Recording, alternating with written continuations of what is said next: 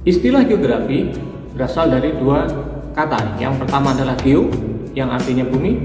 Yang kedua adalah grafien, atau gambaran, ataupun bisa dikatakan sebagai lukisan. Jadi geografi bisa dikatakan sebagai gambaran atau lukisan bumi. Jadi, yang dimaksud dengan ilmu geografi adalah ilmu yang mempelajari tentang bumi dan semua isinya, meliputi tanah, iklim, laut, flora, fauna maupun manusia. Geografi muncul pertama kali pada 2200 tahun yang lalu. Saat itu ada tokoh yang namanya Eratosthenes yang dianggap sebagai bapak geografi karena pertama kali menggunakan istilah geografi dalam bukunya Geographica. Selanjutnya, perkembangan ilmu geografi berawal dari mitologi-mitologi yang berkembang pada masyarakat kala itu. Setelah itu, seiring dengan perkembangan zaman dan tuntutan kebutuhan hidup, manusia mulai melakukan penjelajahan ke berbagai tempat di muka bumi.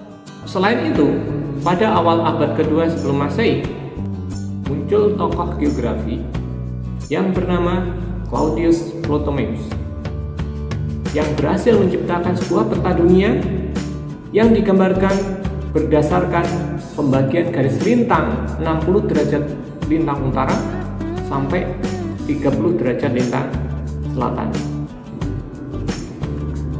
Pada awal perkembangannya, geografi hanya mencatat fenomena yang terjadi di permukaan bumi, seperti letusan gunung, laut, dan kejadian-kejadian cuaca. Tapi lama-kelamaan geografi mulai berkembang lebih luas, yaitu mempelajari fenomena fisik dengan fenomena sosial yang berhubungan dengan manusia.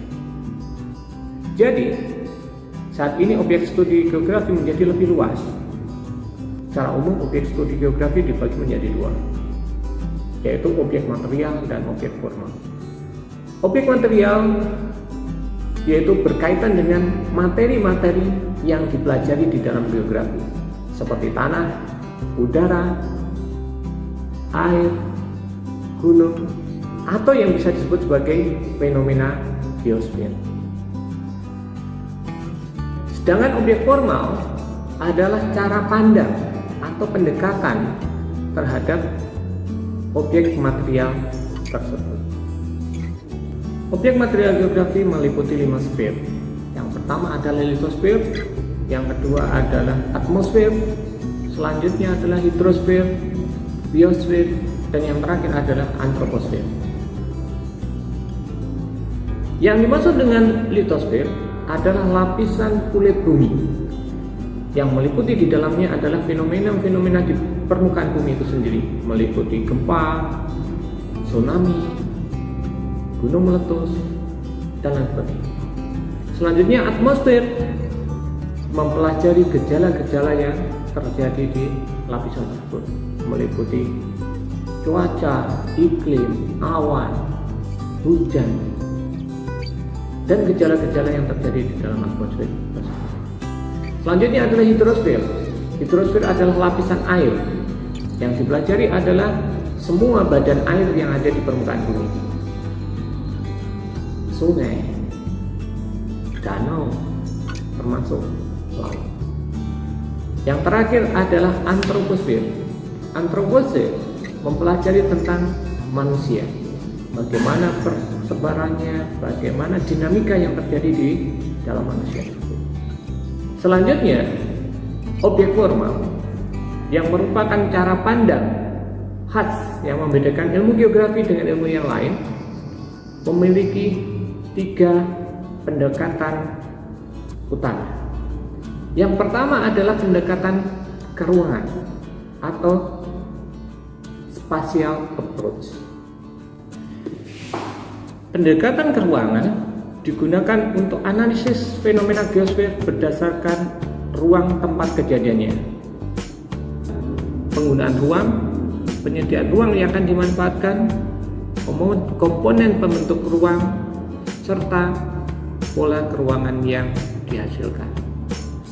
Sebagai contoh, Geografi mengkaji sebuah bencana, kita harus tahu dulu ya, ruangnya, tempatnya itu berada di mana.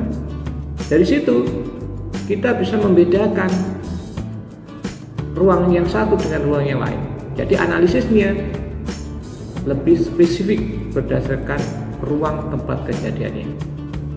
Selanjutnya pendekatan ke lingkungan atau ecological approach. Pendekatan ini mengkaitkan aktivitas makhluk hidup dengan lingkungan, digunakan untuk mengetahui keterikatan antar makhluk hidup ataupun makhluk hidup dengan habitatnya. Pendekatan yang ketiga adalah pendekatan kompleks wilayah atau regional complex approach. Pendekatan kompleks wilayah mengkaji sebuah permasalahan dengan mengkaitkan atau mengkombinasikan antara pendekatan ke ruangan dan pendekatan ke lingkungan. Contoh penggunaan pendekatan kompleks wilayah digunakan dalam perencanaan pemukiman atau kawasan transmigrasi. Dari situ dikaji bagaimana ruangnya, unsur-unsur di dalamnya, keterkaitannya antar unsur-unsur ruang tersebut, dan jika itu dijadikan pemukiman, bagaimana interaksi manusia yang tinggal di situ dengan alamnya.